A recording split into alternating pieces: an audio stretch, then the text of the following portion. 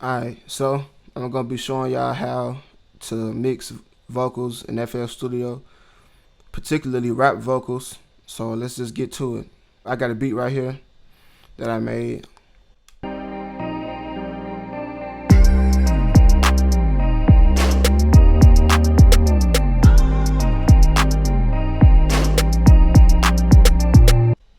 Alright, so what I'm gonna do is I'm gonna record some lyrics that I wrote to it, and then I'm gonna come back after that. Alright, so I've recorded the vocals and I'm gonna let y'all hear 'em. I done lost so many loans, lost so many foes. I done lost so many loans. Why they had to go? I done lost so many, lost so many. I done lost so many, lost so many. I done lost so many loans.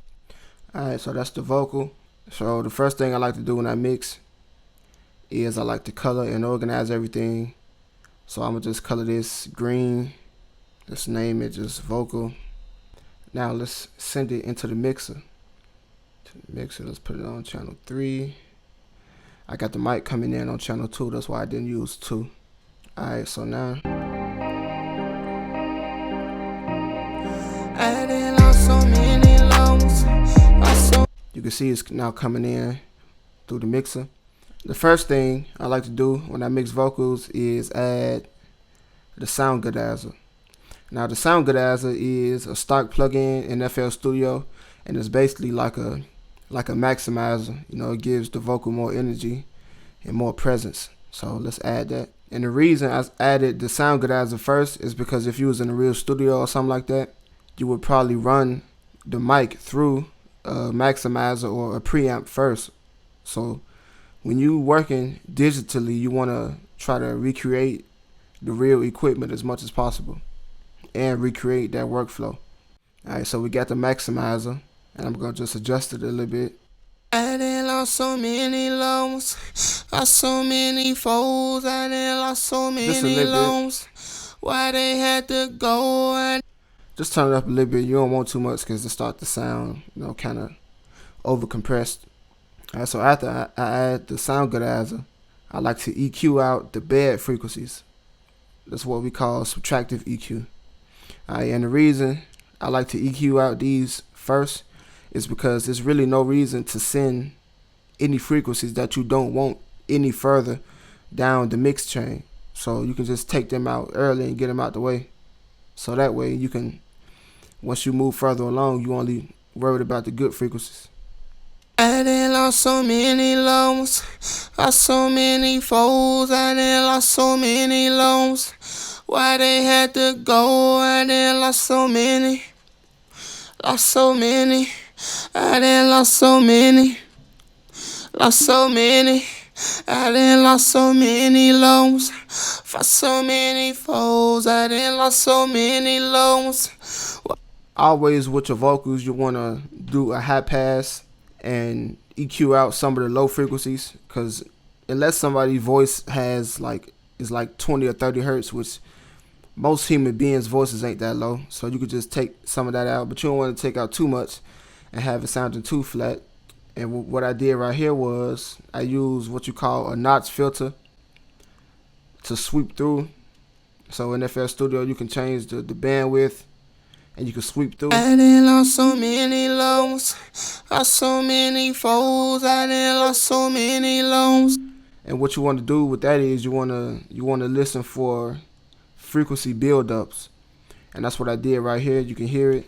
It's a buildup right here. I done lost so many loans, lost so many. Right, and you don't necessarily want that in there, so I just take out some of that buildup.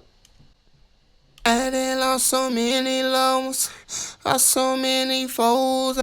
Alright, now the next step, and which is one of the most crucial, is compression. Now compression is when you compress the vocal and you controlling the dynamics, and that means that you bringing the low parts of the vocal higher and the higher parts lower, so it can be equal. The reason you want to do this is because a lot of times, especially with rap vocals, it's a lot of words that's being said, and some of the words can get lost. A lot of the faster, shorter words can get lost, like a and the and stuff like that. So you want to compress it so it's more uniform, so that the consumers can hear every word. And also, I like to use 3 or 4 compressors, because if you just use one compressor, it's not as transparent, and you don't want to over compress it. And usually, when you use one compressor, you tend to over compress. So when you use 3 or 4, it's more transparent and it's not as obvious that it's compressed. The ratio on the compressor is basically how much compression do you want on it. The threshold is the decibel level at which the compressor starts to compress. I done lost so many loans, lost so many foes, I done lost so many loans. Why they had to go? So as you can see, if you pull the threshold down too low, it compresses it too much, and that's when you get that pumping effect. I done lost so many loans, lost so many foes, I done lost so many loans. So that should be a good compressor level. And now what you want to do is, this is how you make it uniform, is by increasing the makeup gain. The makeup gain is how you make up gain that you lost during the compression. And when you raise it back up, it pushes everything to the limit. I done lost so many loans, lost so many foes. Alright, so now I want to do this same thing 2 or 3 more times to make it more transparent. I done lost so many loans, lost so many foes, I done lost so many loans. Why they had to go? I done lost so many, lost so many. I done lost so many, lost so many. Alright, so I like the way that sounded, so I'm just going to add one more. And now this last one, everything should be completely uniform and every word should be able to be heard equally. I done lost so many loans, lost so many foes, I done lost so many loans. Why they had to go? I done lost so many, lost so many. I done lost so many, lost so many. I done lost so many loans.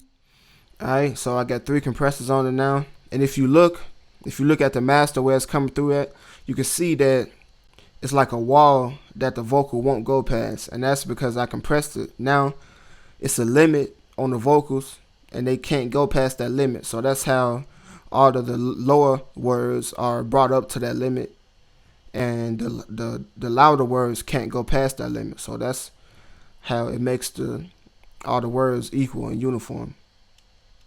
So watch right here and you will see. I done lost so many loans, lost so many foes, I done lost so many loans. Why they had to go? So it's really not going past, it's going only a little bit past 9, but nothing, -9 decibels, but nothing past that. This is the part where I like to add reverb and delay. I got my effect scenes set up over here. I'm just turn these up to my liking. I done lost so many loans, lost so many foes, I done lost so many loans.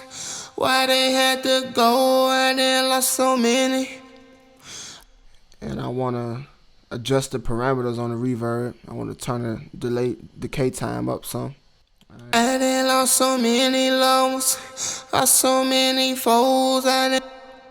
Alright, so rap vocals today, a lot of them have a lot of reverb on them. They saturating the reverb and delay and stuff like that. So you want to have that reverb, turned up. Alright, so now let's try the delay. I done lost so many loans, lost so many foes, I done lost so many loans. Why they had to go? I done. Alright, so one thing that you want to take into consideration when you applying reverb is that if your decay time is too long, then the reverb tail will be too long. If you have a lot of words, that can be problematic, because if you have a lot of words and they all have a 15-second reverb tail, they're going to start to clash with each other and it's not going to sound good. It's going to start to muddy up. So this is what it would sound like with a long reverb tail. I done lost so many loans, Lost so many foes, I done lost so many loans. Why they had to go, I done lost so many. It's a lot going on and it can get kind of jumbled up in the background and cause some problems for your mix. Same thing with the delay. If your delay is too long, then it can cause problems. I done lost so many loans, lost so many foes, I done lost so many loans.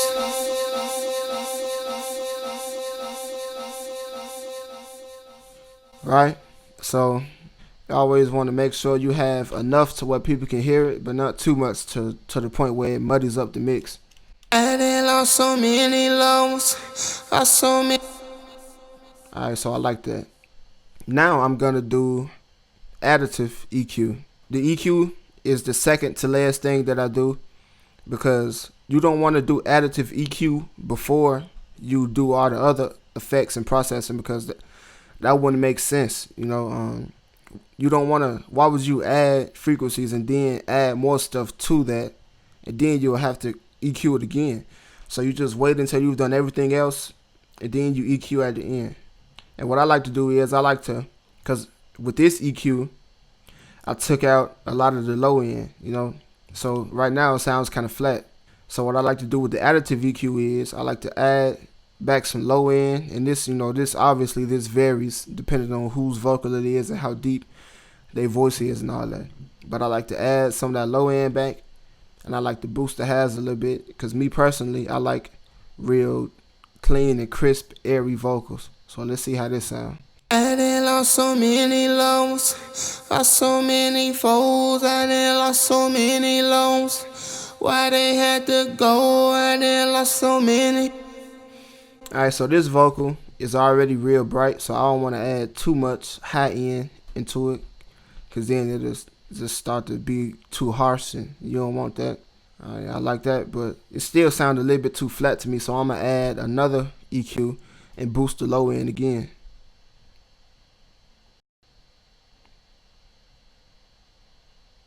I done lost so many loans, lost so many foes, I done lost so many loans.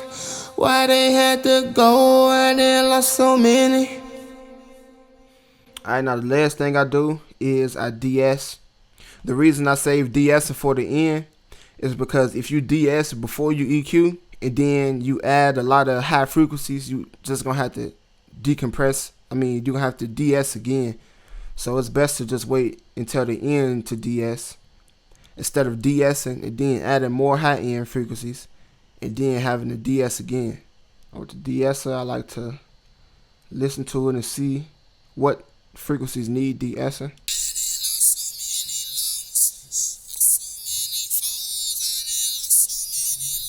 Alright, so right there looks about good. Now de-essing is basically when you compress only a particular frequency. So it's basically multi-band compression in a way. You only compressing the frequencies that you want to be compressed. And in most cases, de-essing is only used for the high frequencies. I done lost so many loans, lost so many foes, I done lost so many loans. So that sounds good. So what I like to do is, after I de-ess, I might go back to one of the EQs and boost the high end a little bit, just to kind of balance it out. I done lost so many loans, lost so many foes, I done lost so many loans. Then I might go back to the de-esser and, adjust it a little bit, make sure everything good. I done lost so many loans, lost so many foes, I done lost so many loans. Alright, so that sounds good. So let's hear it with the beat. I'm gonna adjust the volume if need be. I done lost so many loans, lost so many foes, I done lost so many loans. Why they had to go, I done lost so many. Lost so many, I done lost so many. Lost so many, I done lost so many loans. For so many foes, I done lost so many loans. Why they had to go, I done lost so many. Lost so so many